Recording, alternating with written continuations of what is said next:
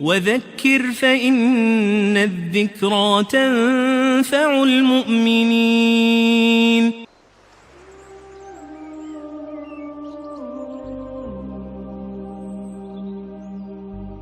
Aimons-nous réellement le prophète sallallahu alayhi wa sallam. Nous allons Inch'Allah passer un moment avec le meilleur des hommes qui a foulé la surface de la terre. La meilleure créature qu'Allah Azza wa Jal a créée. Celui qui nous a sortis des ténèbres vers la lumière. Celui qui a passé toute sa vie pour qu'aujourd'hui, on puisse s'asseoir ici et se dire nous sommes musulmans. Avec Muhammad ibn Abdillah sallallahu alayhi wa sallam. Sallallahu alayhi. Premièrement, qu'est-ce que veut dire aimer le prophète alayhi wa sallam? Déjà, pourquoi on doit aimer le prophète alayhi wa sallam?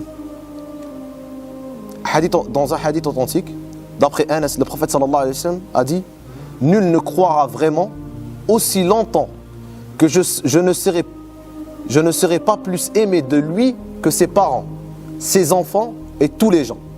Rapporté par Bukhari et Muslim. Donc, subhanallah, le fait d'aimer le prophète alayhi salam, ça fait partie du pilier de la foi. Donc, tu ne peux pas avoir la foi si tu n'aimes pas le prophète alayhi salam. Pour goûter la douceur de la foi, il faut qu'Allah et son messager soient plus aimés que tout. Omar dit: ô messager d'Allah, tu es certainement plus cher que tout, sauf ma propre personne. Donc, subhanallah, Omar ibn Khattab est sincère. Il dit au prophète alayhi salam qu'il aime le prophète alayhi salam plus que tout, ses enfants, sa famille, tout ce qu'il connaît, excepté sa propre personne. Le messager d'Allah sallallahu alayhi wa sallam répond: par celui qui détient mon âme dans sa main, tu ne seras pas véritablement croyant. On parle de la foi complète. Tant que je ne serai pas plus cher auprès de toi que ta propre personne. Omar ibn Khattab répond: maintenant, tu es plus cher auprès de moi que ma propre personne. Sur le coup. Donc, Omar ibn Khattab, il a constaté, d'après le prophète de ses paroles directement, qu'il fallait qu'il aime plus le prophète pour avoir une foi complète. Sur le coup, il lui a dit: maintenant, je t'aime plus que ma propre personne. Et le prophète a répondu: maintenant, ô Omar. Ce qui veut dire, c'est maintenant, tu as une foi complète.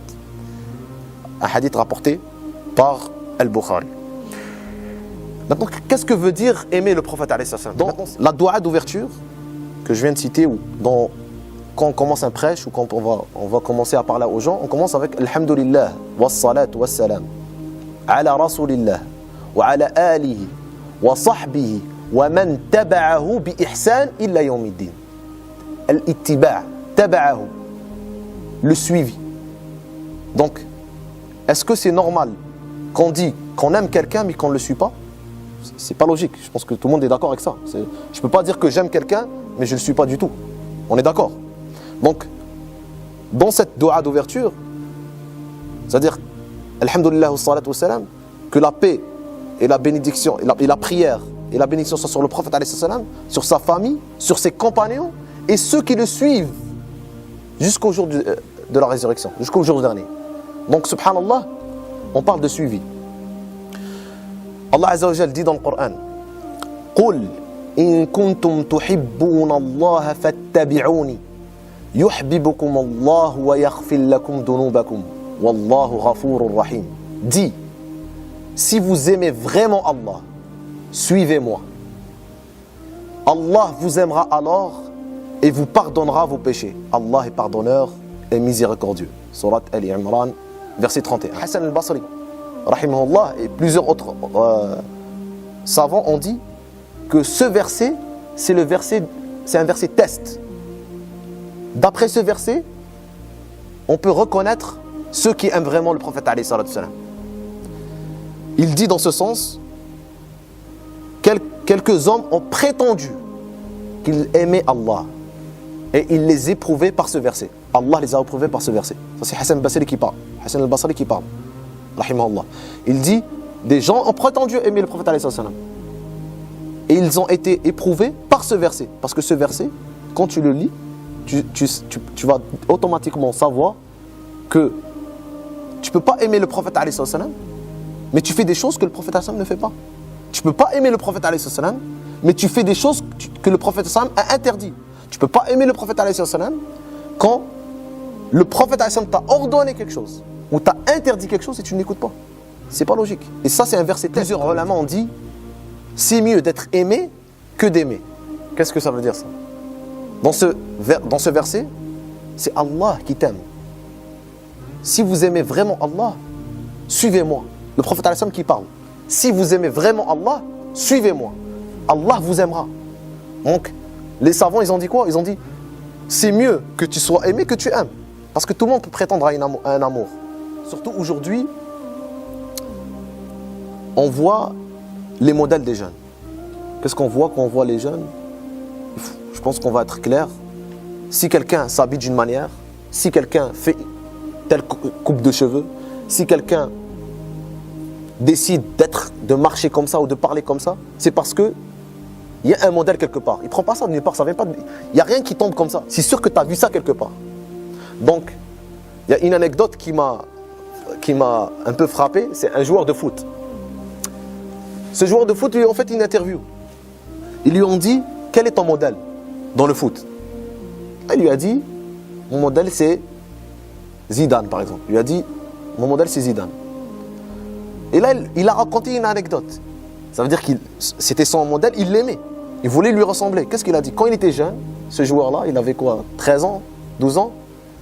Il a dit, quand il partait au coiffeur, il demandait de lui faire un trou, une calvitie. Tellement qu'il aimait le joueur Zidane, il voulait être comme lui. Il voulait qu'on lui fasse un trou ici. Même en étant jeune, il ne savait pas que c'était la calvitie et tout. Donc ça m'a marqué. Pourquoi? Parce que, subhanallah, regardez, ça c'est une preuve d'un amour. Parce qu'il veut être comme lui, il veut le suivre. Il veut suivre qui? Un modèle qui n'a pas rapport nécessairement avec notre religion. Tout le monde peut prétendre à cet amour. Tout le monde peut dire que j'aime le prophète alayhi salam. Il faut comprendre qu'on peut réellement savoir si quelqu'un aime le prophète alayhi salam s'il fait ce que le prophète alayhi salam lui a dit. S'il suit le prophète alayhi salam. D'après Anas ibn Malik, radiyallahu anhu, un homme demanda au prophète sallallahu alayhi wa sallam quand aura lieu l'heure. Le prophète sallallahu alayhi wa sallam a dit et qu'as-tu préparé pour elle? Je n'ai pas préparé pour elle beaucoup de prières, de jeûnes ou d'aumônes, mais certes, j'aime Allah et son prophète. Le prophète sallallahu alayhi wa sallam a dit tu es avec ceux que tu aimes. Tu es avec ceux que tu as aimés. Rapporté par Al-Bukhari.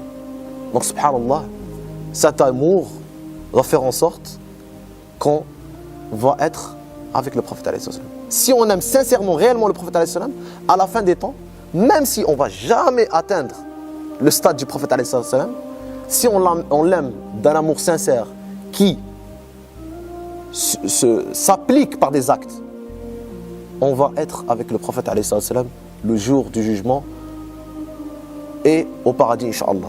Et subhanallah, il y a tellement d'anecdotes, en fait, tellement de hadiths ou de athar qui prouvent que les compagnons avaient un amour démesuré du prophète alayhi salam. C'est des choses qui sont vraies. Des fois, on cite un hadith, on cite des histoires, mais c'est des choses qui sont arrivées. C'est le prophète alayhi salam était là, il était assis sur une chaise, quelqu'un lui coupait ses cheveux. C'est comme si vous étiez tous là, puis tout le monde se jette, attraper ses cheveux. Subhanallah, pour dire que tellement qu'il l'aimait, c'est un amour qui est démesuré.